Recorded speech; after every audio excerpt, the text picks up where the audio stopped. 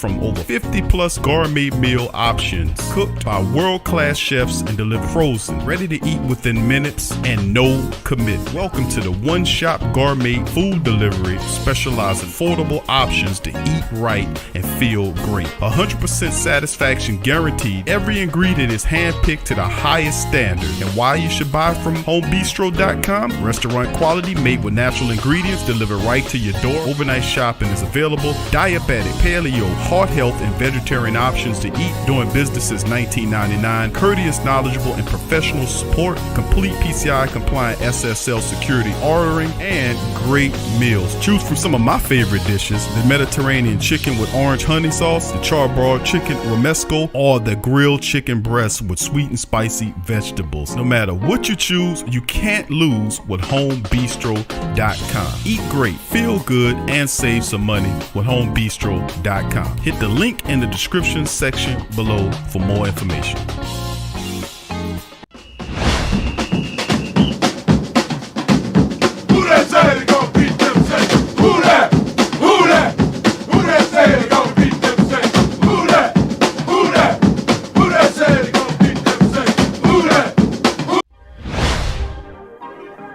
Yeah. Well, all right. Like you always say, welcome, welcome, welcome. Number one sports talking D. We ain't like the Falcons, we won't blow the lead. Look, all we talk is who that, who got cut and who back. Rookies in the vets, players you should look at. It's the sports coma, you don't wanna miss it. Got the pre-game party, post-game statistics. Get a visit from Sway, maybe DC or 5. It's the hottest thing smoking, Big Q and the guys. Go to YouTube Live, make sure you subscribe. Interviews inside the Saints locker room high. Talk to Drew, Jordan, Zach, Peyton, New Orleans, who that nation. Best believe when I say we bleed gold and black. Ain't a miracle or rivalry could ever hold us back. No, Beastquake, Bounty Gate, let the truth be told. It's the sports coma, all we know is say Super Bowl. Yeah. You're listening to the Sports Coma with Big Q and the guys on the PRO Media Network. Who that? To the black and gold fam, man, we in this thing. Hump Day edition, Sports Coma live and direct, man. We in the building. Much love. Big ups and much love to the great Saint Tank. We up in this thing. Much love to you guys. I hope you guys had a fantastic Wednesday Hump Day edition. We in the building. This one, TSC Saints position battles to watch ahead of 2021 NFL season. That's the name of this one. I'd like to thank all you guys for joining us for this episode of the Coma. Much love to you and Yearns up in the building. Fam, what's happening? All right, big ups to the fam. And like I've been saying for some time now, welcome. You're now rocking with the Sports Coma with Big Q and the guys, where we have intense, entertaining, educating, and enlightening sport talk from your favorite sports family. I'm Big Q, your host. You're the great Saint Tank, the best of the Who Dat Nation. The black and gold nation is well represented in the building, and I salute the great Saint Tank and the entire Who Dat Nation, baby. What's happening? What's popping? Big ups to you.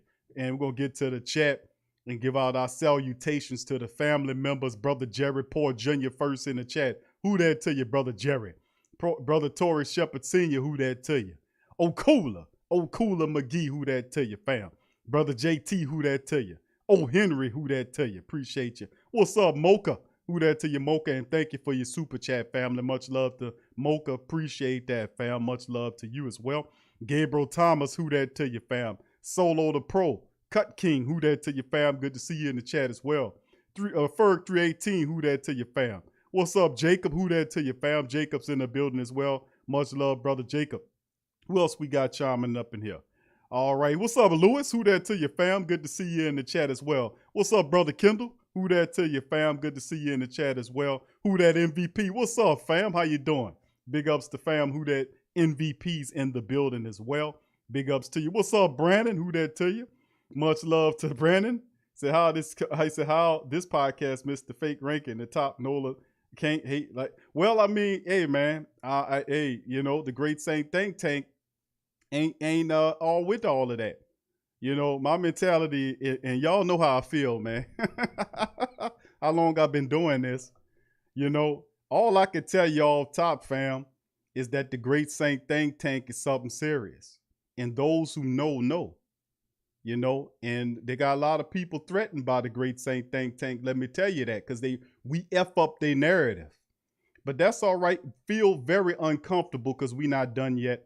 And it'll be years more bringing that real deal. For those who like to keep it plastic in Hollywood, we coming for you. So much love to the Great Saint Think Tank. I told you, too real. We too real for a lot of people, man. A lot of people still like to watch fairy tales and myths and fables. They still like people to lie to them. The Great Saint Think Tank and the Who That Nation, we ain't playing that with you. We ain't playing that with you. And I can give a rat's ass about any of them out there. The real ones know what time it is with the Great Saint Think Tank. That's the bottom line.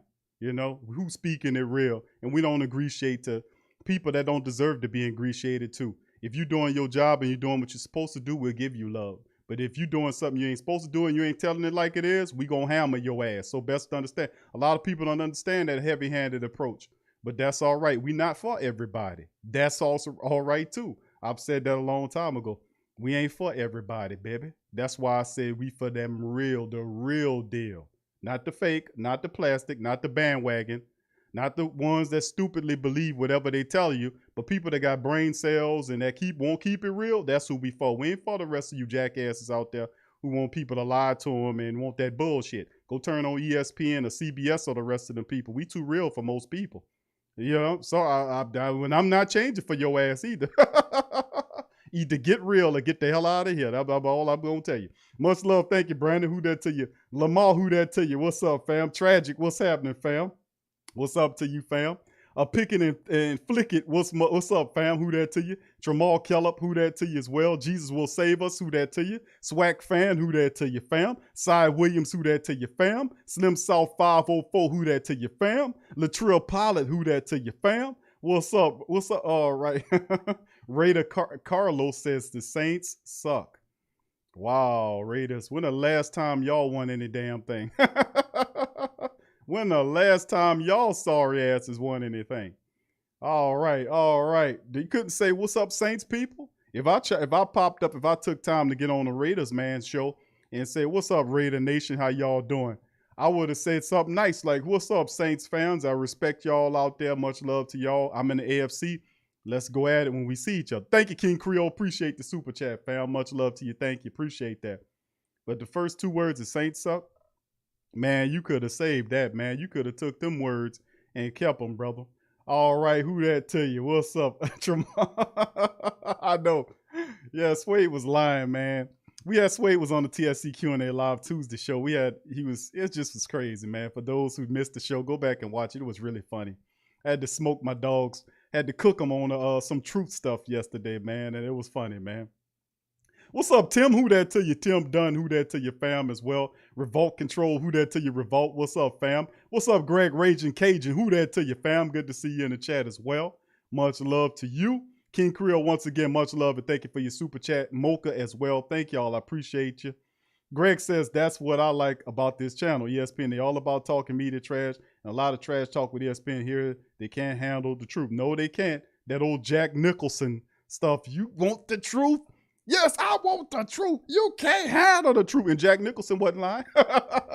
He wasn't lying. A lot of them can't handle it because the whole world is built around that. And if you shatter that, what are they going to believe in?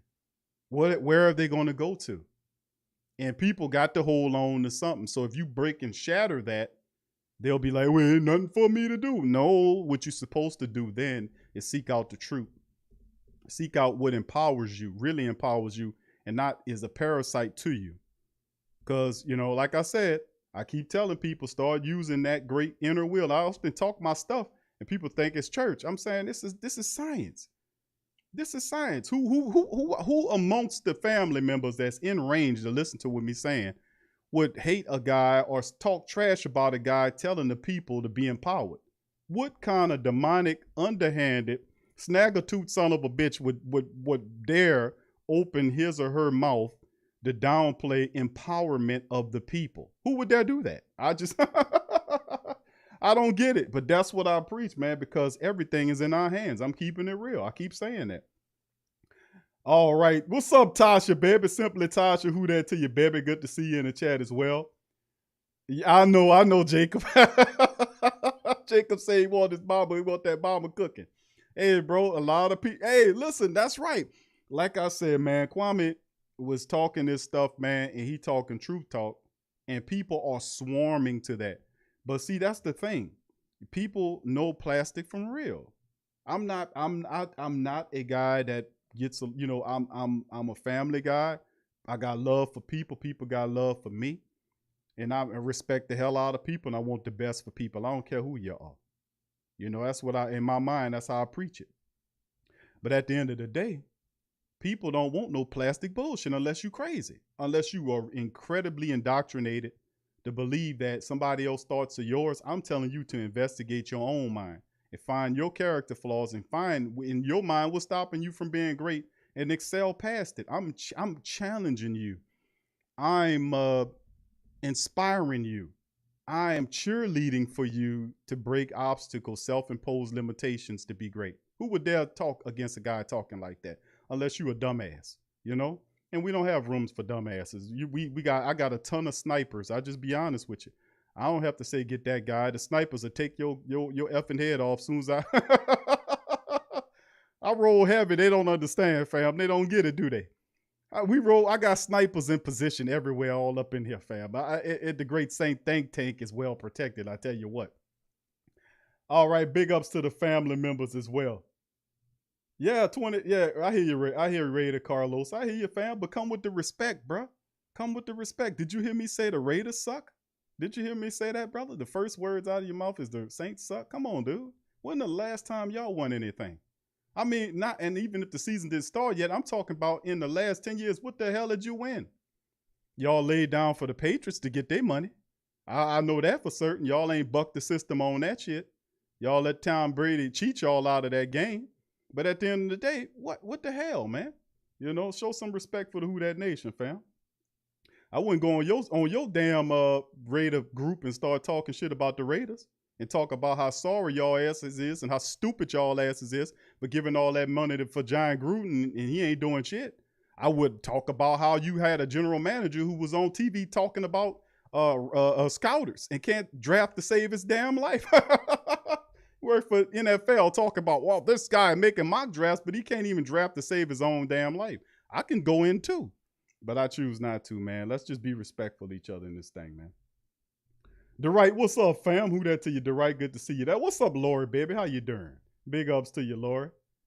All right, Brother Jerry says his birthday month. All right, Brother Jerry. All right. Big ups to Brother Jerry and the rest of the thing. Once again, thank you, Mocha. Mocha says, let me read Mocha's last super chat to the Raider fan. The Raiders gave John Gruden a 10-year contract, and all he doing is stealing their money. I know hey, man, the Raiders suck. Dude, you got bigger problems than the Saints.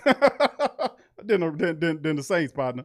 I mean, you need to start from the top down, man. Talk about that dude, that owner of yours, who looked like he get his hair cut by Mo from the Three Stooges. Go talk to him, man, and talk about how he's screwing it up out of there. What's up, John? Who that to you? What's up, Rob? Who that to you, Rob? Good to see you in the chat. Brother Rob's in the building as well. All right. What's up, Ramsey? Who that to you, fam? Just celebrated my 31st year wedding anniversary to the most wonderful. There you go. How about that? Much love and respect to Brother Ramsey and his family and his woman, man. Big ups to Brother Ramsey. 31-year wedding anniversary. That's beautiful, baby. Who that to you? And congratulations to you. Raiders will win the Super Bowl. Hey, man, that's the spirit, man. That is the spirit. Keep that up, man. And I'll see you later on in the year. Let's see how you do on that. All right. Big ups to you. What's up, Clint? Who that to you, Clint? Good to see Clint in the building as well. All right. Much love. All right. What's up there? Lamar, what's up, Lamar? Who that to you, fam? And the rest of the family members. All right, good, Lori, baby. Big ups to you. Lori says she good. All right, Revulsive, when was the last time they had a consecutive winning season?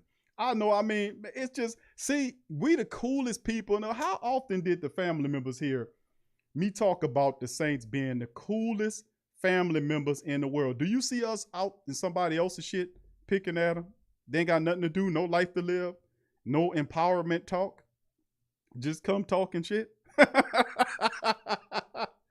Oh, man. Come on, man. Come on, cut that out. That shows a lack of maturity, man, to be up at somebody else's shit. Go yell at to the Raiders. They want to hear. I don't want to hear about no Raiders. Now, we got a lot of Raider people that listen to the show. I'm going to be respectful, not from the banterings of one disrespectful Raider person. But we got a lot of Raider people that listen to the Saints broadcast, the Great Saint Think Tank, the Sports Coma. A lot of people listen to it. That's from other teams, Titans, Raiders, Atlanta Falcon people. Y'all fill in the blank. The family members know we always get them coming on in here. But a lot of them love it because of the camaraderie of the chat. But we also will knock your damn head off if you get too disrespectful. I'm just saying, man. All right, I'm just keeping it real, man. I got heavy hitters in the building, baby. I'll roll, baby, with the heavy hitters. Let me tell you something. We ain't gonna play no games with you, baby. Baby, I ain't gonna talk sweet to you, baby. Baby, next thing you're talking, baby, you're out of here, baby. Your top twisted off, baby. It's gone. It's out of here. All right, so big ups to the family members on this show, fam. This one's called Saints Position Battles to watch ahead of the 2021 season. We're gonna get in that, and we're gonna break that down. There's several other articles I'm gonna cover. I'm not gonna keep you guys too much. I always say that. I'm not gonna keep you guys very long today in this broadcast. We'll go over a few notes tonight and items, and then get out. And my thing is to probably have the show over with in about an hour and a half. So we'll get that done. What's up, KK 504 and 404? Lady, what's happening, baby? Who that to you? Good to see you as well. Much love to you and the rest of the Great Saint Think Tank. If I didn't give you a who that, give me a who that, and I give you a who that back, baby. Who that to you? All right. So with that being said, fam, we're gonna keep it rolling, man. We're gonna keep it doing, and we're gonna keep on doing. Somebody got his see? Somebody twisted his cap. I see how cool we is? Scoob got him. What's happening, pimpin'? What it do, pimpin'? What it do, pimpin' snuck up him there and got him a body. He caught one, didn't he? What it do, pimpin'? See, and listen, we the coolest in the world, man. Why you won't pick at the Who Dat Nation? And didn't we let him make it? Did we say, listen, just chill out? Didn't we how many people warned him several times before he got his head twitched back? You see? See what I'm saying? It's just, listen, man. You a Raider, Titan, Cardinal, whatever you are, come respectfully or get knocked off. Didn't I tell you that at the start? I gave you the disclaimer. But some people like capital punishment. I don't understand. What's wrong? You some kind of fool or something? They like pain, I guess. I don't know. All right. Mocha says, Raider Carlos, you better go to Chat Sports with that foolishness. They got a Raiders channel. For real, we don't want to hear what you're talking, bro. This black and gold, not black and silver, fam. And I have no interest in starting a black and silver show at any juncture of time in the near or far future. Let me just keep it honest with you. What's up, Brother Damien? How you doing, fam? Appreciate you being here. Brother Dada. What's up, Dada? Damien said, I'm here, Big Q, Big Dog. Not commenting right now. I'm in the jail. Okay, good. Thank you, brother. Appreciate you, Brother Damien. Who that tell you? All right. I know Rob got him smooth. Yeah. Scoop wasn't saying nothing, was it? Nobody knew Scoop was in the chat. Nobody knew him, but then all of a sudden, bow. A sniper from Philadelphia. All right. What's up, Donna? Thank you, fam. Says 2 minute shooters in here. But I told you, we roll deep in the sports coma, baby. The Great Saint Think Tank. You won't make it talking that spicy talk, man. Especially when you ain't got nothing backing you up. How you come up here talking and you a fool? You got a team that's a fool. First of all, they moved out of California to the middle of a desert. That's number one. Got the big old building empty as hell. You know, they got more Saints people out there than Raider people. You know, and you're going to tell when they let them start filling that dome. You're going to see. They got more Saints people out there than they got Raider people. You're going to see when the Saints play. You're going to be taking over the joint. Just like we was in Atlanta. It's going to be the same deal. But the Raider people, you got big problems. Come up here talking crap spicy to the Saints. I don't even think y'all on the schedule this year. Why you talking smack to the Saints, fam? I mean, what's wrong with you, fool? Don't you understand you got a crappy general manager, a dumbass coach who 10-year contract on him, man. You couldn't get rid of him if you want to. They gave him a 10-year contract. He probably got ownership in the team. Who does that? This man was sitting on the bench for years, not doing a damn thing, talking about it. You could tell he crazy as hell too. You could look all upside Chuck head and see he ain't always there, man. No. And really, truthfully, that game against the Raiders, the Saints should have won that game. We should have won that game for real. We were beating that team, and then we started trying to force the throw as opposed to stick to the run. And the next thing you know, bam, bam, bam. But see, that was more on us than it was on them. No disrespect for the Raiders family members. My take. What's up, brother Patrice? Who that to your fam? Good to see you in the building. Anthony, who that to your fam as well? Much love to the family. I appreciate y'all so much. Tro Blew It. What's up, brother Tro? Is in the building as well. Much love to you. All right. Yeah, you know what I'm saying, Solo? I don't know what's wrong with them, brother. What's wrong with them? They need some help. They need a lot of help, man. A lot of help. All that losing done drove them crazy. All right, fam. So without further ado, once again, I thank y'all guys for the super chat. We're going to get into these stories right here. So if you haven't hit the like button, family, please feel free to hit the like button right now. If you're not a subscriber, please feel free to hit the subscribe button. I want to give a few shots out too to brother Shane Robert, who followed us via Facebook. I'd like to give him a shout out as well. And thank all of our super chatters, Dada and Mocha, as you know, Dada, Mocha, and my brother King Creole, the first for y'all super chats early on. And much love to you guys. Thank you very kindly for that. Okay, so without further ado, family, give me a second and we'll get into it. We'll start off with the sharing of the articles. And the first article I have up to start is the Saints position battles to watch ahead of the 2021 NFL season. Who that to you, Connect? Who that to you, fam? Good to see you. Good to see you in the chat. Who that Connect? Much love to you, fam. Appreciate you being here. All right. Hold on here, fam. Hold on here. All right, there we go. Now, hold on here. I'm just doing a little work right here. Give me just a second, fam. I'm initiating some more shooters. I'm initiating some more shooters in the chat. So y'all guys are a few guys, a few family members are being initiated. I'm initiating my shooters. All right, so with that being said, man, we're going to get into it. Saints position battles to watch ahead of the 2021 NFL season. This was both by Joe Tanzi. This was coming from the Bleacher Report, and it'll talk about some of the position battles ahead. It's just a quick breakdown as we get into the article. All eyes are going to be on the New Orleans Saints quarterbacks when training camps open up. Jameis Winston is expected to be the preferred option over Taysom Hill to replace Drew under center. Even if the drama is taken out of the decision-making process, most of the preseason talk will surround Winston and what he can do in his second NFL starting job in the NFC South. Other position battles could take center stage in training camp, especially at wide receiver and defensive back, where the Saints need players to step up and ensure. Thank you, Who That Connect. Thank you for the super chat, my friend. Appreciate you. And much love to you for your super chat. Thank you kindly. Appreciate the super sticker. All right. Tasha, you ain't a shooter? No. How about that? I am so. What's up, Doug? Who that to you, fam? Appreciate you. Thank you, Doug. Who that to you for being here, bro? All right. So, and once again, thank you, Who That Connect, for your super chat and all the family members with the super chat. All right. Appreciate you. All right. So of course, they talk about the first camp battles is at the quarterback position. That's the one. What's up, Wine? Who that to you, fam? Is at the quarterback position as they talk about Jameis and Taysom Hill, which a lot of people don't consider this a competition. I mean, because obviously Jameis Winston, the only thing that was stopping Jameis Winston was Jameis. Let's just keep it real. His dysfunction off the field and on the field really hurt his chances of really doing anything.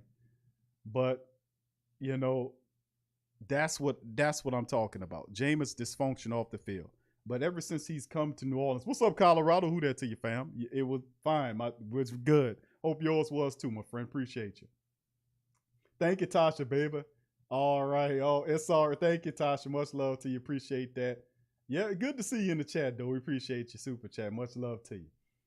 All right. So a lot of just my spiel, fam. Y'all know we've been talking about this for a while. And the reality at the end of the day is that a lot of people believe that indeed, it is Jameis Winston because of the obvious. What's up, Darrell? Who that, fam? But that's the thing that really that sticks out. Jameis's experience and everything he brings makes him the clear favorite. Taysom, 4 games of NFL experience over the last 4 years with the Saints, not very much. You know, to be honest with you, not very much at all. But the reality, if you think about it, is that Sean Payton loves Taysom Hill. You know, like what was the late? What did the female reporter say, family? Y'all remember that? Y'all remember that? Y'all remember when she said that Sean Payton loved Taysom Hill like her husband loved her? Remember that? And I was telling y'all prior to that Sean Payton loves Taysom Hill. Remember I kept saying that?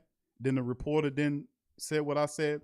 It wasn't hard to see that because of how Sean Payton, how he uses Taysom in his offense. But does that love carry past logic? Obviously it doesn't. I think Winston is the guy that will be the starter, barring injury and barring the fact that he has a really terrible outing.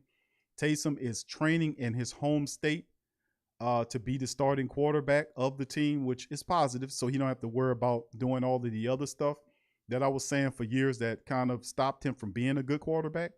How are you supposed to beat out a guy in the quarterback room when you're in everybody's room? So if the quarterback you're competing with is in the quarterback room 100% of the time, and you were in there 25% or 15%, and then you're in the running back room 15%, the wide receiver room 15%, the tight end room 15%, the special teams room 15%, how are you supposed to beat out a man that's in the room doing that thing 100% of the time and you're doing 15% of the time? It's not possible unless the person you compete with is incredibly is not focused and not taking it serious. But if he's a professional like Jameis is, he's going to have a difficulty removing him. But the thing is, even if Taysom doesn't win the job, the starting job, who that to you, Kenny? Who that to you, fam? The who that posse. I got you, Ramsey. I got you, fam. Appreciate you. But that's a part of it, though, to be quite honest with you, is the fact that Taysom still plays even if Jameis wins the job. That's the curve in it. So it's not really so much a competition. It would be a surprise to me if Taysom did beat out Jameis, because anything's possible, right? But the reality is Taysom's still going to play, regardless if Jameis wins the job or not. It's going to be the similar type of offense, except for, you know, the vertical aspect of it. But Taysom's still going to run those wildcat packages that we've seen over the last several years. He's still going to get in there and do that stuff with Jameis as the starter. So you don't really, well, I ain't going to say you don't lose anything, because you can't replace Drew Brees, what he brought. You just have to have another guy to come in and give and create a better version of himself. I would not dare say put another quarterback in the shoes of Drew Brees and then say, yeah, go beat Drew Brees. Hell no. Because you might not ever get one of them for another 40 or 50 years. Look around the NFL to see how many guys did what Drew did. Drew did.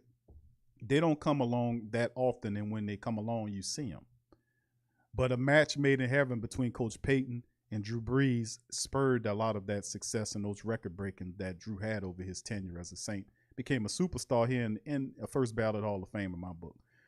But fast forwarding to the future, or to the present rather, I say Jameis still beats out Taysom Hill for the obvious reason. I think Taysom still plays. He still runs those wildcat packages that Coach Payton loves so much. All right, let's get into this article. 27-year-old, speaking of Jameis, taking over for Drew Brees should excite and scare Saints fans at the same time. It don't scare me. The 27-year-old has experience as an NFL starter from his time with the Buccaneers, but one of the 9 Tom Brady reasons he lost that job was his high turnover rate. I hope this writer also mentions the fact of the instability and the ridiculousness of the offense and the inconsistency of the offense and his coaching staff during Jameis Winston's tenure. He had several different offensive coordinators and schemes and all this kind of crap. But Jameis Winston did have some success in that system. Thank you, Brother Dada, for the super chat. Dada says Taysom needs to focus on tight end and wide receiver. Forget QB, please. What's up, Miss Sexy Blacksmith? Who that to you, baby? Good to see you in the chat. All right. Appreciate you on that. All right. Big ups to you. All right. Thank you. All right. No problem, Tasha, baby. Much love to you, too. All right. So with that being said, let's keep it going. But Yeah, they don't mention most of that here. Even though it appears Winston will be week 1 starter for New Orleans, there will be some cause for concern that he reverts back to his old form. That's why training camp is so important for Taysom Hill, whose legs were trusted more than his arm when he started for an injured Drew Brees. But remember all the fumbles? You know what I'm saying? Remember all the fumbles. And that's the thing that really hurt, because during the season, it was just fumble after fumble and turnover. And it just was the thing about Taysom that was really ridiculous to me was the fumbles that repeated. It was just maddening to me. Drive killing fumbles that he would just commit. It was just too much to endure at times. But hopefully, man, that's something that he fixed. But as a quarterback, we'll see. Lamar says Taysom has to embrace who he is and appreciate it. He says he's a quarterback. He made it a point to push that. That's why training camp is so important. If the 30-year-old shows off an improved passing prowess in training camp, he could put some pressure on Winston. He may not do enough to win a starting job in August, but he could generate buzz about his play. If anything, an improved Hill in the aerial attack could help Coach Payton work up trick plays, especially in the red zone, where the BYU product has been a rushing threat for most of its NFL career. Now, is it just me, or is it this damn writer here has more of a propensity toward Taysom than Jameis? I'm gonna just keep it real. He mentions he big ups Taysom in this article, but kind of scared, talking about the idea of Jameis Winston taking over Drew should excite and scare the people at the same time. The man not going to have another 30, you're not going to throw 30 interceptions in the Saints offense, man. Come on, man. You're not going to go 30. When the last time you had a quarterback in Sean Payton's offense to throw 30 interceptions? It don't happen. You know why? Because the offense is balanced. The offense is intelligent. It's intelligent. Sean Payton is not going to let you throw 30 interceptions in a year. The reason why he was slinging the ball all over the place, because they ain't have nothing else. I mean, people just look at the statistics and just believe whatever them old dumbass reporters be talking about that go for CBS and all these other people that have an agenda. I mean, you cannot equate the Tampa Bay Buccaneers' inconsistent, ridiculous, unintelligent offenses that they had in Jameis Winston's tenure. He still has success in that inconsistent crap. It's one thing Sean Payton knows how to do is work with quarterbacks like a Teddy Bridgewater, a Jameis Winston. He can work with their skill set. It's all about using the running attack, and that's why you'll have success in the Saints scheme, because Coach Payton knows, just like I know in the Great Saint Think Tank and the entire sports combination know, is that the Saints are going to rely heavily on the running game. They're going to rely on heavily. That's why he has that tight end in Adam Troutman, who a lot of people have big aspirations for Adam Troutman. You got a good tight end right there who's a safety valve for your quarterback. You have Elvin Kamara, who's spectacular. Latavius Murray, who I believe will still be on the team. And you have a lot of talented weapons the Saints could use, including Taysom Hill. When we talk about all of the weapons, we also use Taysom Hill because he'll be used in a wildcat role as well to move the offense. So that takes the pressure off of Jameis having to be the guy to force the ball downfield. This is not going to look the same as anything you've seen from Tampa Bay. He didn't exhibit any balanced offense in Tampa Bay. It was just stupid, unintelligent football led by their coaching staff out there. Even though it appears Winston will be the week 1 starter for New Orleans, there will be some cause for concern that he reverts back. Why would you say that? What you mean revert back to his old form? How could he revert back to, he threw for over 5,000 yards and 30 touchdowns. You know, that's more likable for him to do it in the Saints' rich offense than him to throw 30 interceptions like he did in Tampa Bay's bullshit offense. Come on now. Revert and then turns it up for Taysom at the back end. So I pick up stuff like that. That's why it's up to me to balance this crap and say to you, listen, Jameis Winston, these people don't believe in Jameis Winston because they don't listen to all of the interviews. They don't read all of the articles. They don't immerse themselves in sane information like we do, like you do. This is who and what you are. You immerse yourself in it. These people just stick their fungus infected ass toe in it and then pull back. Oh, that water, that's cold water right there. How y'all consider that cold water? The reality at the end of the day is it's an uphill battle for Taysom to win the job for Jameis Winston, man. Especially how some of the stars of the team are gravitating toward Jameis Winston. I'm keeping it real. So, I mean, we'll see at the end of the day. We shall see. But Taysom Hill, it still wins because he's going to still run to take him the Taysom Hill wildcard packages. That's just what it is. Kai the Great, who that to you, fam? Pelicans Nola, who that to you? Good to see you in the chat, fam. Much love to you. All right, let's keep it rolling and rolling. Wide receivers is the next battle we're going to talk about. Saints need to figure out which wide receivers they could trust behind Michael Thomas to catch balls from their new starting quarterback. Who could that be?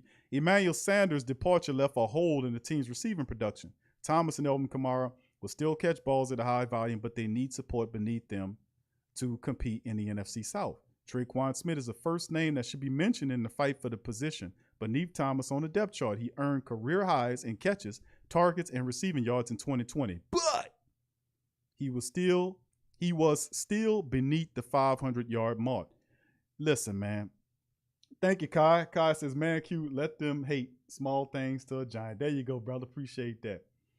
It's just good pointing it out, man, to go over these articles because that's why we got to correct it because they don't have that saint brain you guys have. They don't have that master's in saintology like you guys have that can peep out the crap from the crap from the sugar. You know what I'm saying? You know the difference. They don't. But he does give Traquan credit. He does know his statistics because he said that Traquan, like I've been saying, he had his best year as a Saints wide receiver. It should be. A lot of people are for Marquez Callaway, and rightfully so. Callaway is he's gifted. He's a big wide receiver.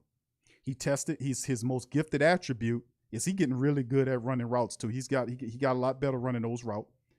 He is really gifted at catching contested balls, and he can get deep. He does have speed. Not full speed, mind you, but he does have faster speed than you would anticipate him having. A lot of people like Marquez Callaway understand that. But Coach Payton but Callaway is undrafted. Traquan Smith is a third-round draft pick wide receiver out of the University of Central Florida. That don't mean much, Q, to Coach Payton. It does. Because he drafted Traquan Smith as the person that he's seen when he picked him up to complement Michael Thomas. He was supposed to be the speed complement to Michael Thomas. He was hurt. He had inconsistent play. Ultimately, Emmanuel Sanders came on the team last year that helped Traquan Smith as well as Marquez Callaway, Deontay Harris, Juwan Johnson, LeJardan, Humphreys, several other wide receivers, how to play the wide receiver position. But one of the biggest people that was helped out was the top three I just mentioned. That's under Mike Thomas. Even Mike spoke really well of Emmanuel Sanders' mentorship. But Deontay Harris learned a lot. Callaway really did. Traquan Smith stepped it up, and you've seen highs in his production. So, of course, he'll be the guy that people will look at to be the next one because of his draft status or where he came from. A lot of people not high on Traquan Smith. I've been saying that Traquan Smith will step up. Last year, he had career highs, and, of course, he got hurt. But I'm saying he played underneath Emmanuel Sanders, who was the team's top wide receiver, not running back catching balls like AK-47, but wide receiver. The 25-year-old needs to set new career best at least two of those categories in 21 so the Saints can prove enough support for their starting quarterback. The competition beneath Smith will be even more intriguing. Callaway, Harris, Humphrey, among the names fighting for more snaps. There is always a chance the Saints can add an experienced wide receiver to free agency if they get cut during training camp, but this is the group they have to work with for now, and I do like this group. Also, you didn't mention Quan Baker, the 7th-round draft pick wide receiver, is also there.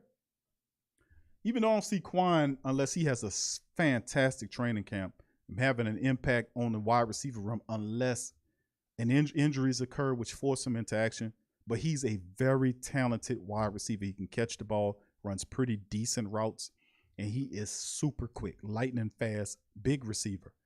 So it'll be interesting. I see him impacting the Saints special teams more so than the wide receiver room, but I do think that he makes the team because of his special teams acumen, because that 5th receiver, if they keep 5 of them, usually that 5th wide receiver has got to play special teams, and that fits Quan Baker to the T.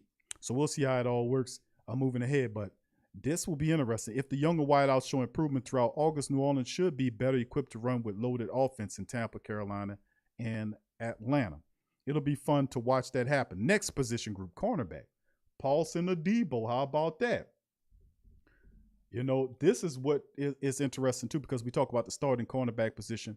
And let's look at it. Starting spot opposite of Laddie Daddy appears to be up for grabs between Patrick Robinson and rookie Paulson Adebo. Now, you know this guy don't know what the hell he's talking about. Up for grabs for there is no way the Saints will actually put Patrick Robinson at the outside. That is not what he does. Patrick Robinson is not a boundary cornerback. He's not. He's a slot man. If you put him there, he gets killed. We all know that, so this guy don't know what the hell he's talking about. It's Paulson Adebo out and running, unless they sign a starting level cornerback like Richard Sherman, who would then take it because of the money and his experience, or perhaps the guy that came from the Pittsburgh Steelers, somebody like that. It has to be a starting level cornerback that competes with Adebo at the position. But the Saints are not really in a hurry to do that. They are comfortable with Paulson Adebo, and listen, he could possibly be the only starting rookie that starts for the 2021 season.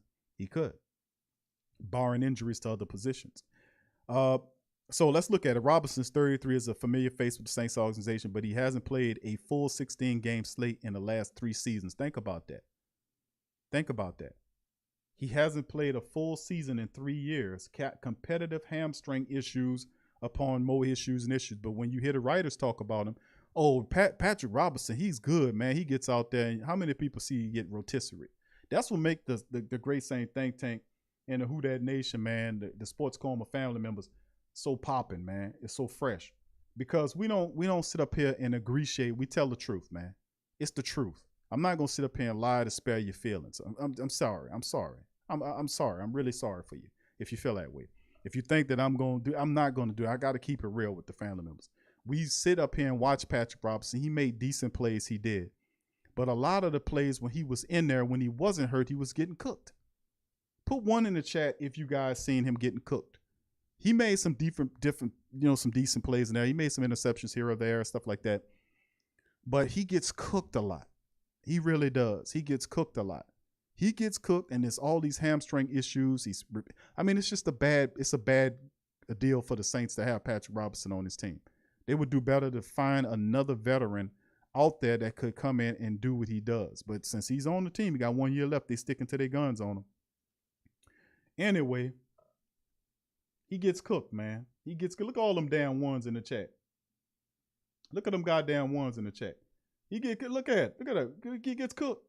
He gets cooked all the time. So I'm not supposed to say he doesn't get cooked.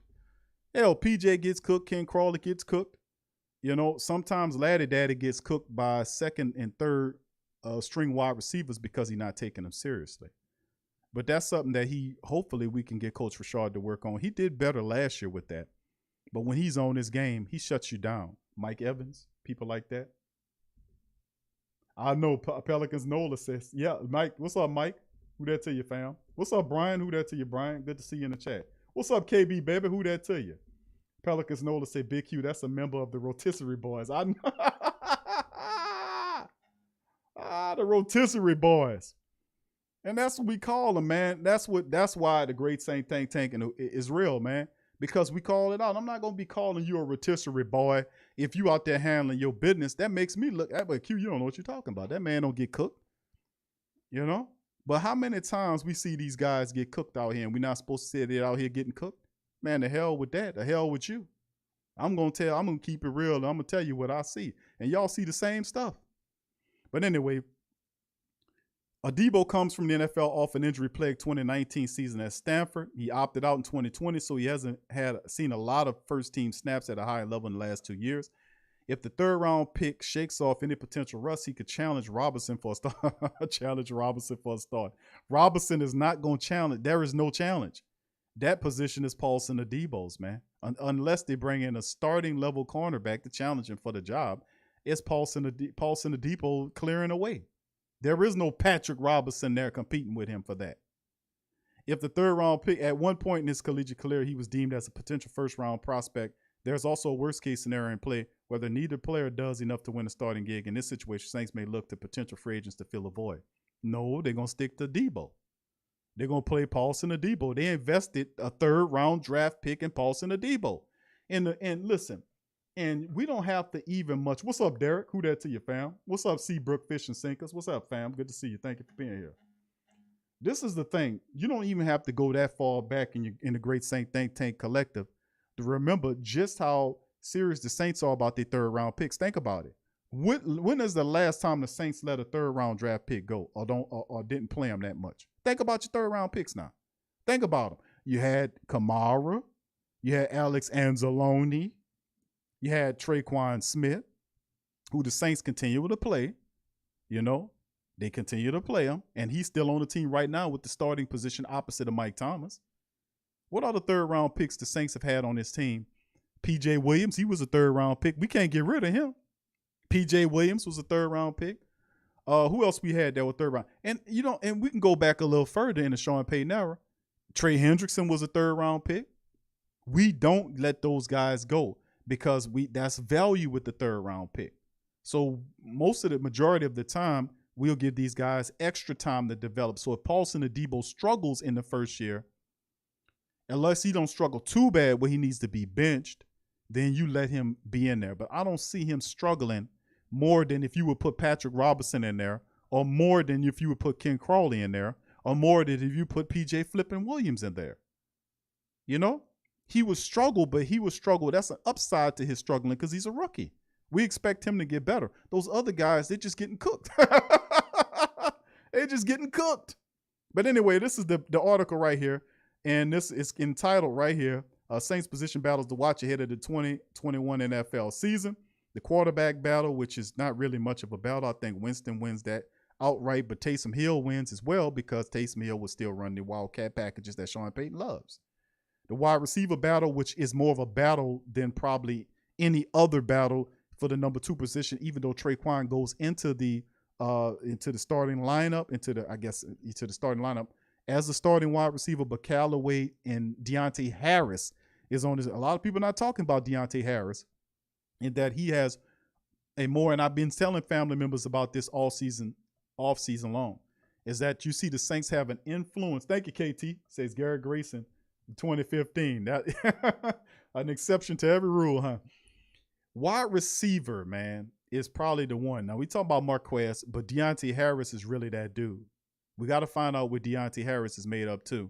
He's in the final year of his contract.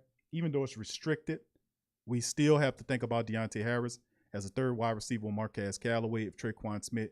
And I expect Traquan Smith to step up because of the fact that Traquan is in his final year of his rookie deal.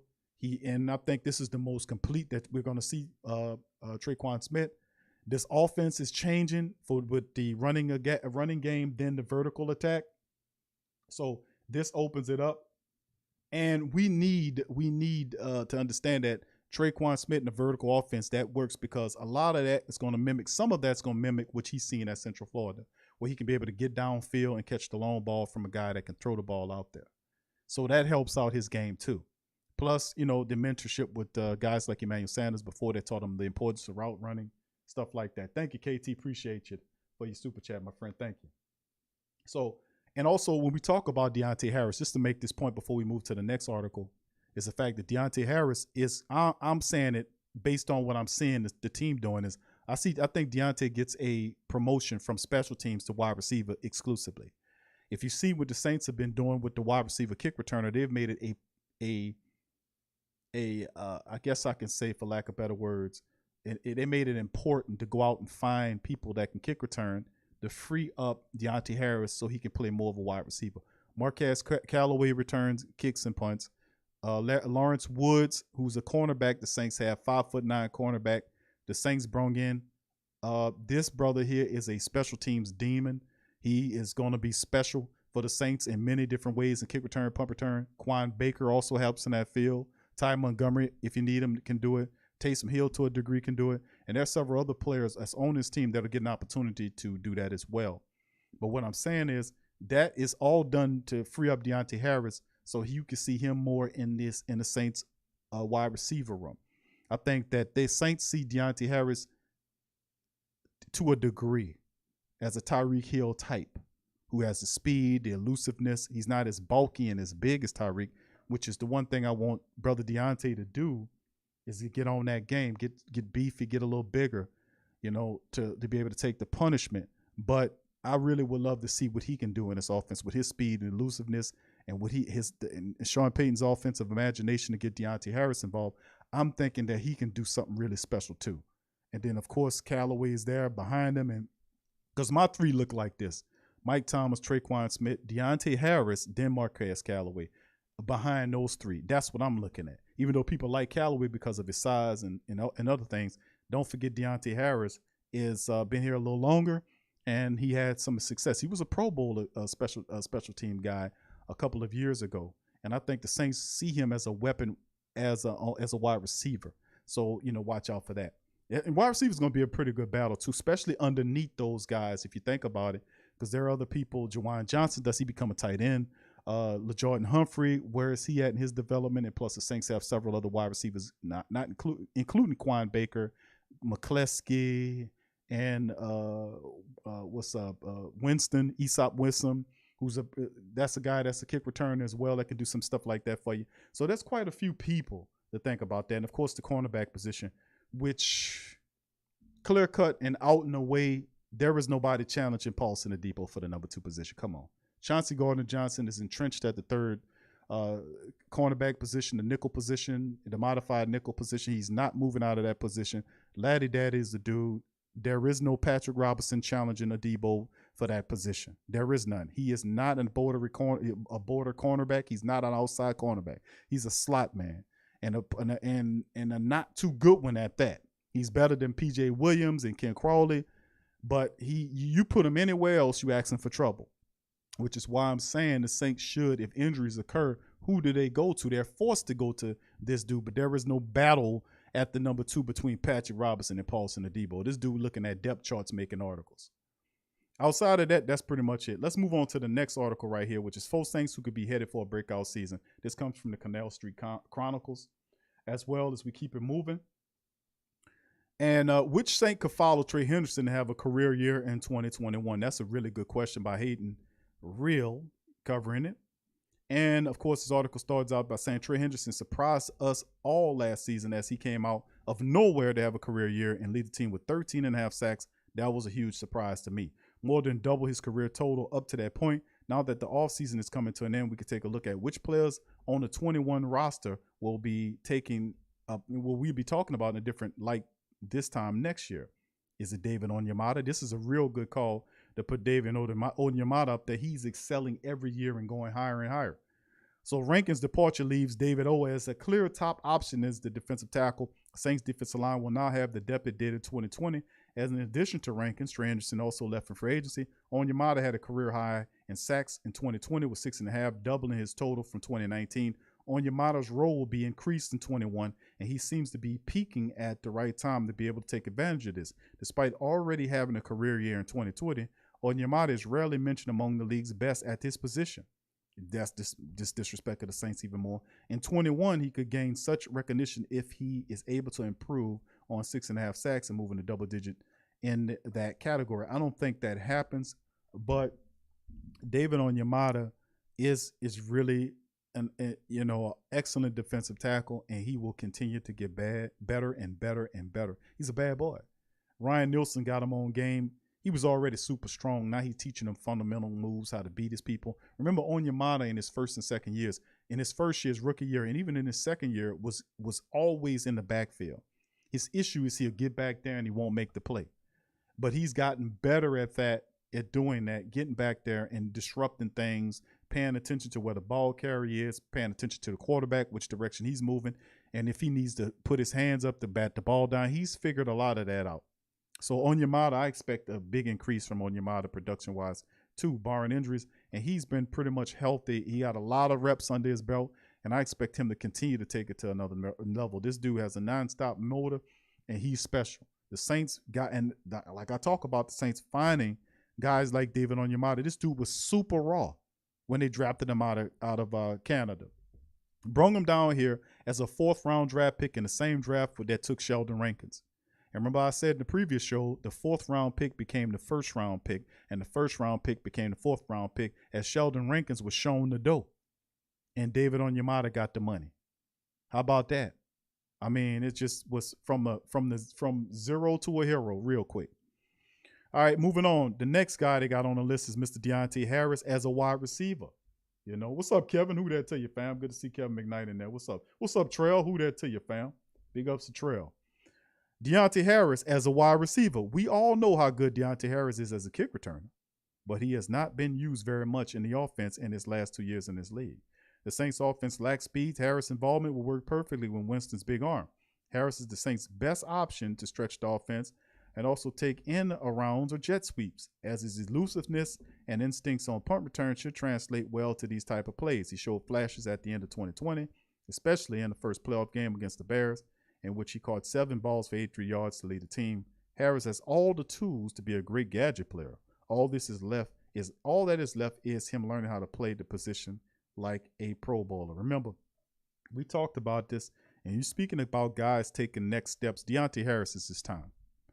Would I be surprised if Deontay Harris was balling so well that he forced Tre'Quan Smith into the third wide receiver position where he take the first wide receiver position? I wouldn't be surprised by that at all. But, man, could you imagine Harris? Because Tre'Quan Smith can run. He can move too now. But Deontay Harris is probably the fastest, if not one of the fastest men on this team. To have him stretching the field and the Saints wide open attack, vertical offense will be something to behold. And really, we're going to see that downfield option because they're going to try to stack the box against the Saints and test Jameis Winston to throw the ball deep. They will, and he's going to kill him. He's going to kill him. He's going to have over 4,000 yards passing, and he's going to wipe them out. And it'll be they because they keep thinking that the Saints are lacking weapons. We need another wide receiver, Q. Not understanding that Deontay Harris is there, Tre'Quan Smith's ready to have a breakout year. Marquez Callaway is there. These guys are good players. You don't know their names because a lot of people that don't watch the Saints consistently don't know who these guys are. But those who do, they know that these guys are serious and that there's not a big hole at the wide receiver position. We just got to give these guys opportunity to show what they can do in a vertical offense where we can get the ball downfield. So I really like these two calls that the writers having so far. So let's keep it going. Oh, shit. Here we go. Davenport. Marcus Davenport's on the list. Much like David Onyemata, Davenport will receive a significantly increased role on the defensive line this year. The first-round pick will pick up the production left behind by Henderson, as he is now the best option the Saints had at the defensive end outside of Cam Jordan. Davenport just had his fifth-year option picked up and could look to prove that he has earned a second contract by turning into a career year in 2021. Now, a new contract, and a rookie in Peyton Turner nipping at his heels should provide Davenport with all the motivation he needs to have a breakout season in 2021. Word on the street, Davenport is healthy. He's been working with Cam. He's focused on having a big season, a breakout year. He was inspired by Trey Hendricks's 13.5 sacks. And remember what he said last year at the start of the season, family. Remember what he said? That he wants to be Cam Jordan. Remember that?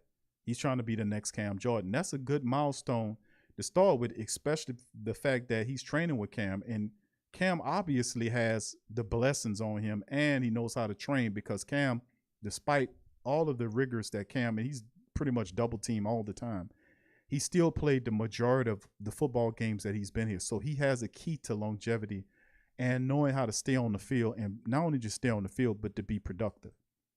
So if Davenport been hanging out with Cam and he's been training with Cam, hopefully he can pick that game up of Cam that's had for years and develop that. And I've often said this about Davenport, and I think he does it. The key to it is like I charted. You watch Danielle Hunter. I always do this. I compare Davenport to Danielle Hunter. When Davenport came out, he was really raw. So was it with Danielle Hunter, who came out of LSU. Now he didn't do too much at LSU. You know, I'm an LSU man. I'm gonna tell you the truth. But when Minnesota got a hold to him, it took him a couple of years of injuries for him to finally figure out what he wanted and what he needed to do. But when he figured it out, boy, did he cut up. And I'm saying they're both similar pads in the same way, similar body styles and similar pass rushing styles, very similar histories. You know, it's all very eerie. And I'm like, man, this could be the year where you see Davenport stay healthy and contribute at a high level. Working with Cam, getting his mind and body together, I think he does take it up to the next level. He just needs to play healthy and have an opportunity to get out there and do what he got to do. The key to it is, think about it like this too, fam. With that extra incentive that he has to produce, Saints picking up, the pressure's on Davenport. Cam will still get double teamed. So will David Onyemata. David Onyemata will draw a double team. Cam will draw a double team. So Davenport will see a lot of single coverage. He will have to beat that. He will have to beat them single blocks all the time to get to the quarterback, and not only cause problems for the quarterback, but also the running backs trying to run. He's going to do a better job of doing that as well. So of not over pursuing the play and using his brain, not just his athleticism. Because a few times last year I seen him over pursue on plays. Got to pay attention. When you're starting on that end position, you're not just always looking to get the quarterback on the ground. You also have to play the run as well, the pass as well as the run. You got to know when to put your hands in there. The guy's massive. He's 6'6", 6'7". You know, it's a lot of pluses with Davenport, man. So I do think he steps it up this year, and working with Cam, I think that's a positive. That shows him the key to longevity and staying healthy. So we'll see how it all rolls, though. Okay, and another one here, and the final one of the article is Cesar Ruiz, who he got listed as guard. Cesar Ruiz had a decent rookie year in 2020, but he bounced in and out of the lineup and did not have an instant success that a player like McCoy did. Now that Ruiz's main competitor for the snaps, Easton, is gone, however, Ruiz should settle into his new position at guard after transitioning from playing center in college. This stability and having a year under his belt to learn a new position have helped Ruiz look like the first-round pick he is in 2021. Now, this is where me and this writer, what's up, young bloods? Good to see you, young blood in the building. Who that to you, fam? This is when I disagree with the writer. He did a pretty good job, but we don't have to agree on everything, right? Cesar Ruiz is not a guard, man. He's a center. You know, to draft the center who was maybe he wasn't the best center in the draft. In the draft, I think there were other centers that were ranked higher than Cesar Ruiz. The Saints had him high on their board. But he's not a good guard. Let me just keep it real with you. They played him at guard last year because they didn't have enough time to use him as a center, because when he first came on the team, I always have to say this because sometimes the details get lost. When he first came on the team, Sean Payton set him down as a what was he playing? Guard. Played him at guard for the first almost almost a month into the season. I mean, he played him for what's going on? Thank you, Mocha. Said Davenport and Pete got one thing in common. They always on the ground for some. Oh, thank you, Mocha. Big up. See, what's up, G Ree? Who that to you, fam? Brian says, Q, you being really optimistic. I'm telling you, fam, he been working out with Cam. I'm telling you. Thank you, Mocha, for your super chat. It was funny. I'm telling y'all. It's two guys y'all know I've been telling family members about Traquan Smith. I'm telling you, he ready. And people will say, okay, Q, well, you know, is he going to break out? Well, he had Trey Henderson had 13.5 sacks last year. Nobody's seen that. Nobody said, perhaps Trey did. He had to have seen it to do it, right? He had it in his mind eye and he accomplished it. Why can't that success that Trey Henderson, that was his teammate? You know, and remember, we talking about Traquan was a 3rd-round draft pick. So was Trey Hendrickson. So why, and in his final year, Trey did that. So why would that not inspire his former teammate, Traquan Smith, who's also in the final year, to step up and step out, despite the fact that he had career highs last year as a wide receiver for himself. So, I mean, we can't discount that. But the Davenport thing is, I'm really big on Davenport because of the unforeseen things. I've been doing research on Davenport to find out where his mind is. He's been working with Cam the entire offseason. He went into the offseason healthy. He heard the people calling him bust and all this kind of stuff. You won't hear me call Davenport a bust because it's too much of his career left. It's still 2 years left on his deal. And he'll get a full opportunity to step up. Remember what he said last year about Cam, that Cam was this, that, and the third. He wants to be a next Cam. Well, he's been working with Cam. You don't think Cam helps him develop his body where he's not hurt all the time? I mean, if Cam can do it right, if Cam can play where he doesn't get hurt, don't you think he'll share that with Davenport? Davenport, all he has to do is invite himself into the process to accept what Cam is telling him and implement and use it. And Cam is working with him on that. So if I believe in Cam, and I do, then why would I not think that process will work for Davenport if it worked for Cam, especially if Davenport's buying 100% into that process? That's all I'm saying. Anything could happen, but if anybody is looking at stepping up this year, it's got to be Davenport, man. With all of that potential, he's an athletic marvel. He's a freak. He's massive. He's big. His problem is injuries and knowing what he look at. He'll get an opportunity to have those reps and step up and show out. I'm telling you, Cam is going to really help him to a degree. Cesar Ruiz, back to him. Why he's considered a guard? This guy is calling him a guard when he's not a guard. He's a center. He's not a guard. He wasn't a good guard when they had him to play in his rookie year. I mean, in his freshman year as a guard in Michigan. He wasn't very good at it. That's why he transitioned to center. Center, he's good at doing the center position. He has fast feet, and he just wasn't strong enough to play the guard position. After a year of playing guard, does he improve at the position? I think it's a waste of draft pick. You took this man with a first-round draft pick. Why, if you wanted a guard, take a guard. And remember, the only reason he played guard is because they didn't have enough time, because they pissed the time off when they brought him in here. They made him play they set him down behind McCoy for, what was it, 3 weeks? And when asked, well, hold on, Coach Payton, why are you playing Ruiz at guard and McCoy at center when you drafted Ruiz to come in to be the center? You know what his response to that was? What Coach Payton told him? I wanted to see what McCoy could do. Hold on, partner. Stop the presses. What are you doing? You know what McCoy can do. You had him here for several years. But that was his response. He played him for 3 weeks at the center position in camp, and then when it came time to make the switch after the 3rd week, he played for a week at center, looked good, and then got hurt, and they scrapped the whole goddamn thing. That's what happened. But the reality is, if it was done in reverse, he would have been able to get those center snaps. Now, why should he be a center right now? Because he's not a very good guard, despite the fact that he played guard last year. That is not his position. Now, as for a versatility standpoint, he learned how to play a guard just in case something might happen, I guess, and you can move him there to play in a pinch. But the reality is he's a center. He's a first-round draft pick center from the University of Michigan. McCoy could be switched to guard, which is more of his skill set. He's made for guard, and I told y'all, he makes that jump, he becomes a Pro Bowler. That's my call on McCoy. He becomes a Pro Bowler, you move him to guard. Ruiz needs to start at center. He needs to be at center ASAP.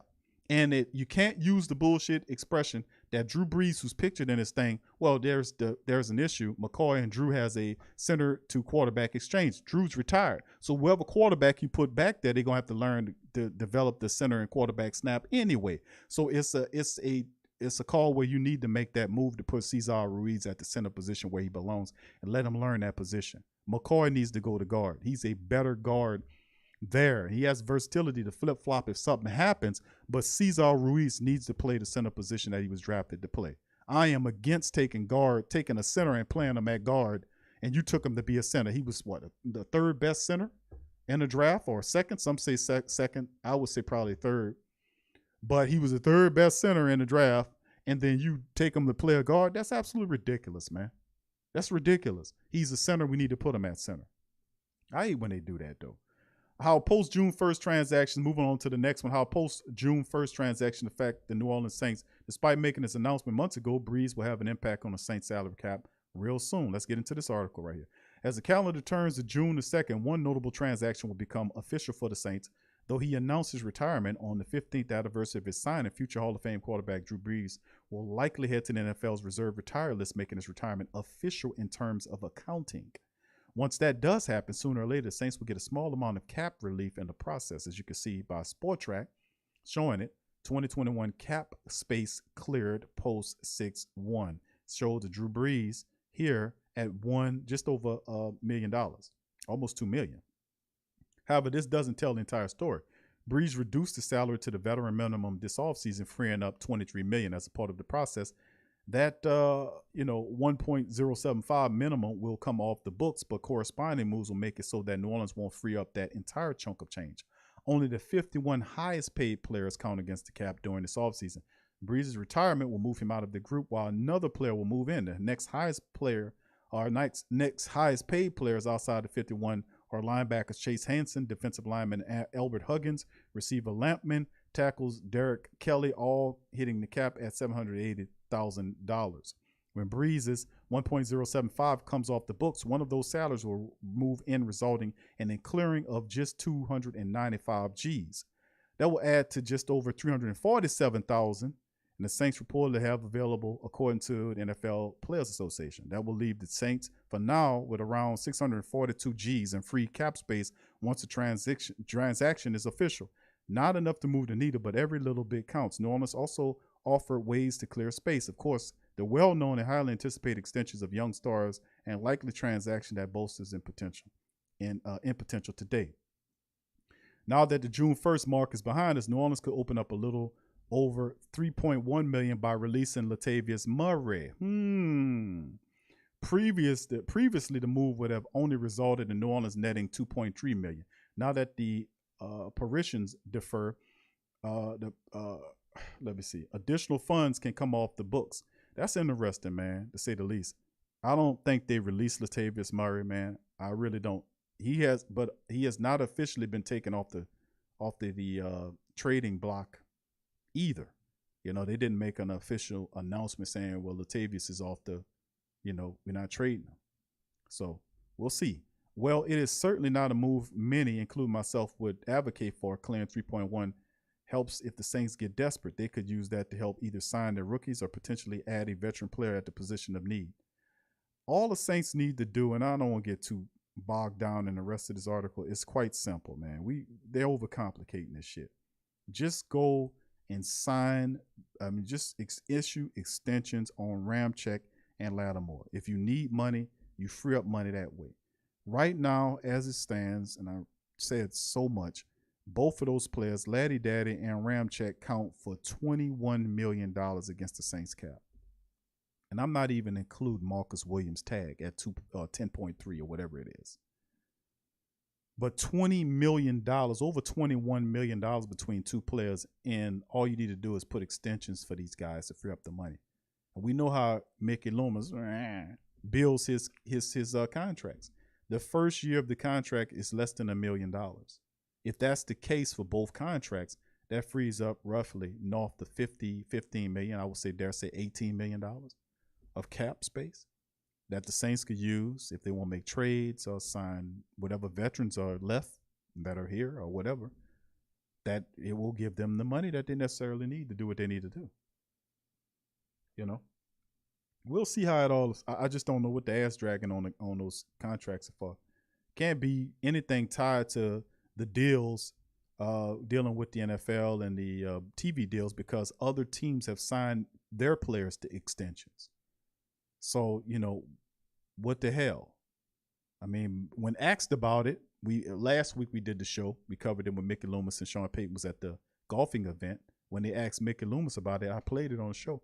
Mickey wasn't really, you know, sounding like, hey, you know, we need to hurry up and get this done. No, he was really pretty comfortable about it. Yeah, you know, I think we gotta get it. Yeah, it's all right. We gotta talk to Sean. We gotta talk to Sean. I hear you, Mickey. And of course, the final article right here is from Brother Kyle T. Mosley at the Saints News Network. Saints offensive line success in the trenches. New Orleans Saints history of success under head coach Sean Payton didn't fall completely on Breeze, but it was the men protecting them and the other quarterbacks who should share most of the glory, the offensive line. Amen to that. New Orleans Saints history of success under Coach Payton didn't fall completely on Drew Brees, but it was the men protecting him and other quarterbacks who should share most of the glory. The offensive linemen. You have heard these names, the Hogs, the Dog Pound. They're a famous offensive line from the Washington football team, Cleveland Browns, during their championship years. These guys get down and dirty in the trenches protecting their quarterbacks and opening lanes for the running backs. They are the all guts and no glory men who wouldn't reach championship levels without them. Payton knew building New Orleans Saints into a winning franchise would be an inside job. Keeping Breeze and surgically prepared, shoulder upright, and healthy was essential to having a chance at winning at the NFL level. Saints offensive line drafting history. Since 2006, New Orleans Saints drafted the following offensive linemen. A lot of people: Jari Evans, 4th round pick; Zach Strief, 7th round pick in 2006; Bushrod, 2007, 4th round pick; Carl Nixon, 2008, 5th round pick; Charles Brown, 2010, 2nd round pick; Marcel Jones, 7th round. He ain't do all that. Teron Armstead, 3rd round pick in 2013. Tavon Rooks wasn't all that. Andrews Pete, 2 Pro Bowls despite the hatred. Stop hating on Andrews, 2 Pro Bowls. Ryan Ramczyk, one of the best offensive linemen, I think the best offensive lineman on our team currently in 2017. Rick Leonard, they just put him in the street.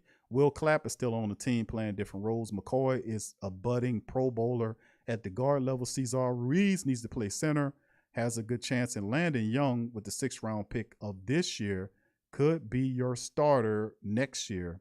After Armstead leaves, they move Ramczyk to left tackle. Watch out for Landon Young starting at the right tackle position. New Orleans did not draft an offensive lineman higher than in the second round of Tandris Pete at number 13 overall in the 2015 NFL Draft. Saints' success drafting offensive linemen. Typically, the Saints would strike gold in the mid to late rounds with guys like Evans, Nix, Armstead, Street, Bushrod. A few draftees on the line never made it out of camp as viable options for the Saints like Rick Leonard, Tavon Rooks, and Marcel Jones. New Orleans has an 86% success rate in drafting offensive line talent who become key contributors on the team's roster for several years.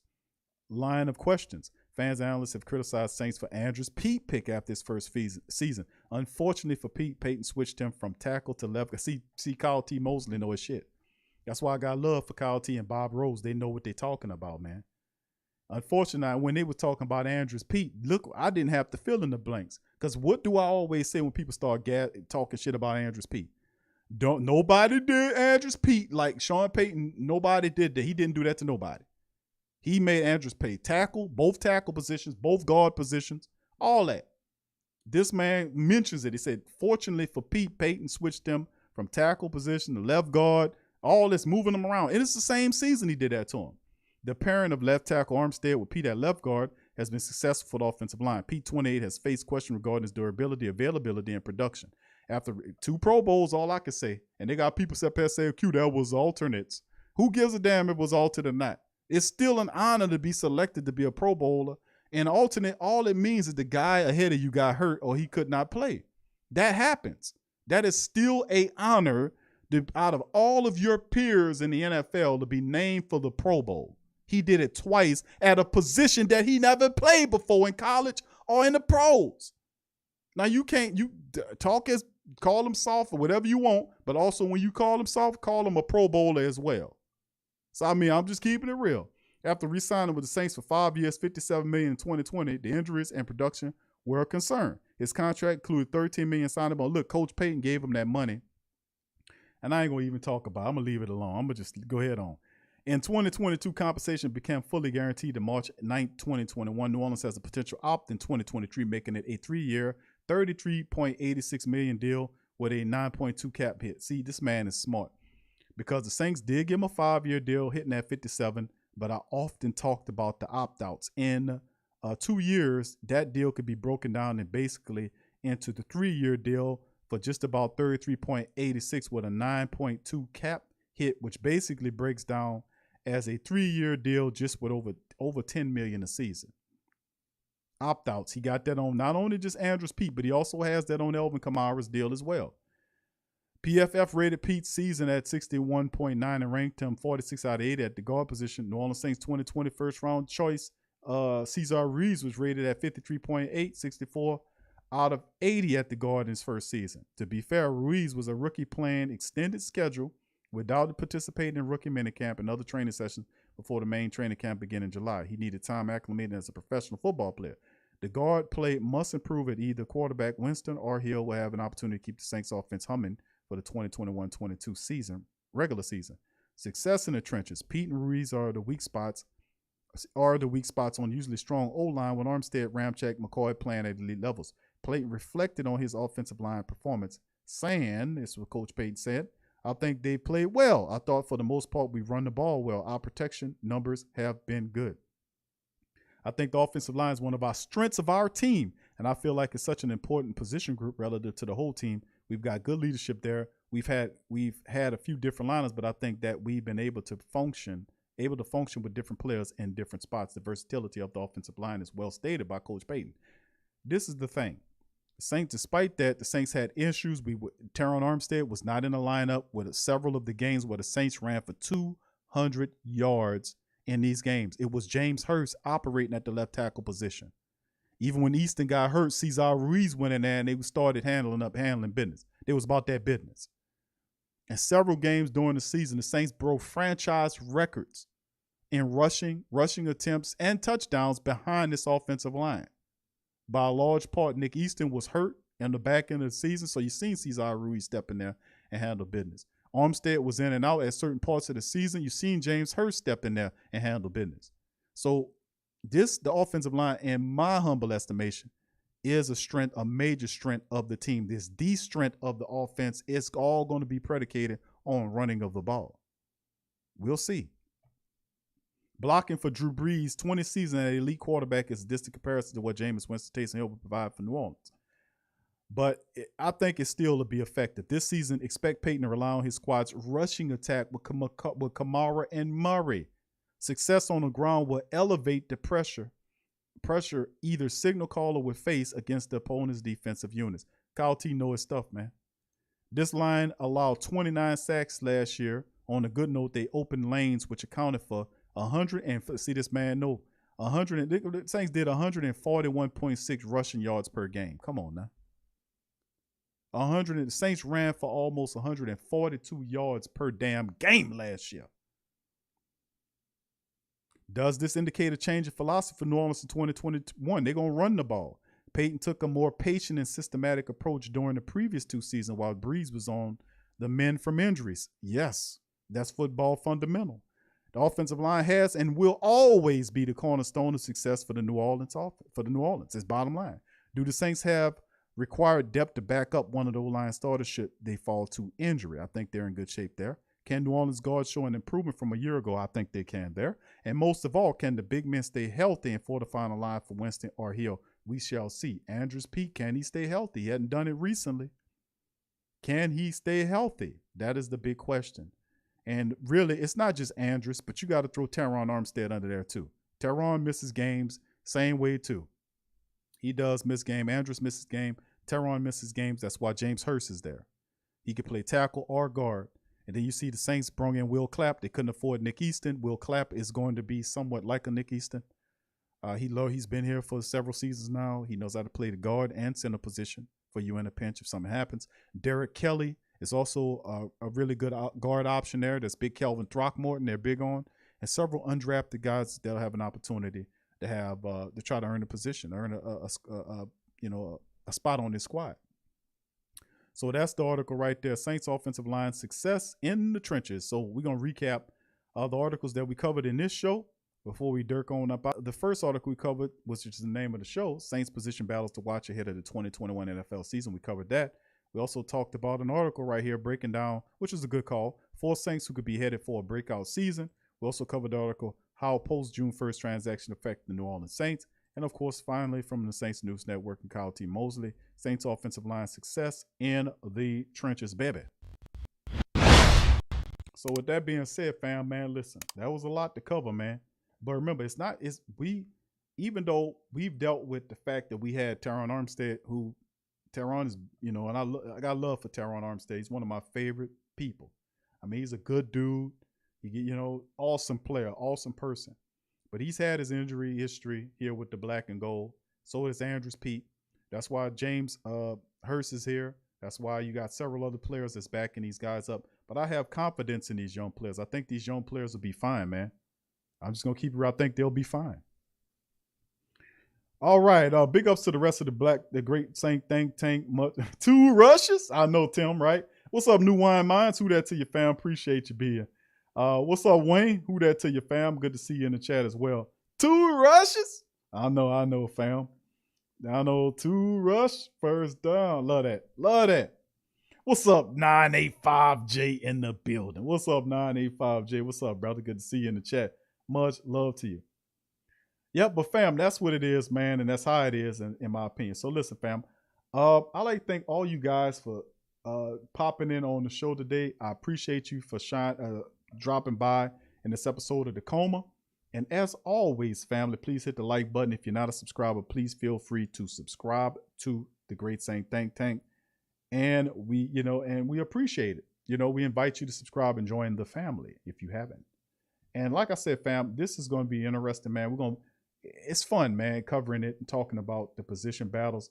But we got a lot of stuff to talk about coming into the season. I still think the Saints, man, I don't know when they're going to do it, but ultimately we're going to have to start signing some of these people. So, I mean, at some point, we done got all the way to where when we asked the question about, man, Q, what's going to happen with Mickey Loomis? Is Mickey going to make a move and free up that extension money? We're going to have enough money to sign these rookies that we got all these rookies. We need to sign them. We don't have enough money. Well, that's when I wouldn't be surprised if Mickey Loomis right now working on extensions of those guys to get that done, because you got to sign your draft class, right? I mean, you got $600,000. That's not enough. That's not going to swing it. But he has to. So those extensions have to be getting worked on right now. They got to. It's the last vestiges of what you need to do to get it done. So, I mean, that's got to happen relatively soon, hopefully in the next month, before things start really getting serious. You know what I mean, baby? So, we're going to see the Mickey Mouse one. He gets up there and make a shake and take care of business. You know what I'm saying? Old Mickey whining. I can hear him right now up in there whining. I got to back out the contract. Yeah, Mickey, you got to do that. You took too long. What you were doing, sleeping? Well, I'm old, kid. I'm old. I know, Mickey. I know you're old. But every person that's old, they still can take a nap and handle their business, can't they? Oh, Mickey. Anyway, listen, fam, I appreciate y'all being here, man. Much love to the Great Saint Think Tank. I appreciate y'all so much. And for the rest of the family members who don't know, feel free to join our Patreon that helps out the platform. Go to patreon.com/the Pro Media Network. Link is in the description section. You can join that. There's a lot of content, man, that's on there. 40-something odd, 50-something odd shows of the TSC Q&A live Patreon show we do every Tuesday. And also On Q with Big Q, our news show that we do is on Patreon as well. You can join and get access to all that lot content. It's a bunch of stuff on there. And also you can become a YouTube member to get access to the On Q with Big, the TSC Q&A live every Tuesday. That helps out a lot. And also the 2 Rushes First Down shirt and all the other Sports Coma gear is available at our pro shop. You can feel free to hit the link and go there and check all the gear out. Got literally dozens of hundreds of items there, from shirts and socks, stuff for your dog, for your babies, onesies, hats, sweaters, t-shirts, all kind of stuff, man. So much, coffee mugs, all that. All that's available at the pro shop, and those purchases help out the platform as well. So with that being said, fam, listen, I appreciate y'all being here. And listen, I will be back. What today is? Wednesday? I forget sometimes. I will be back tomorrow, our Thursday show, to cover some more news, notes, and items. And we'll be back to drop that real deal. So on that, I'm going to dirk out on that. Appreciate y'all. And I'm going to see y'all later. Who that to you? Be safe. Yeah. Well, all right. Like you always say, welcome, welcome, welcome. #1 sports talking D.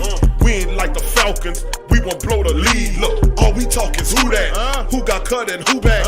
Rookies in the vets, players you should look at. It's the Sports Coma, you don't wanna miss it. Got the pre-game, party, post-game statistics. Get a visit from Sway, maybe DC or 5. It's the hottest thing smoking, Big Q and the guys. Go to YouTube Live, make sure you subscribe. Interviews inside the Saints locker room high. Talk to Drew, Jordan, Zach, Peyton, New Orleans, who that nation. Best believe when I say we bleed gold and black. Ain't a miracle or rivalry could ever hold us back. No, Beastquake, Bounty Gate, let the truth be told. It's the Sports Coma, all we know is say Super Bowl. Yeah. You're listening to the Sports Coma.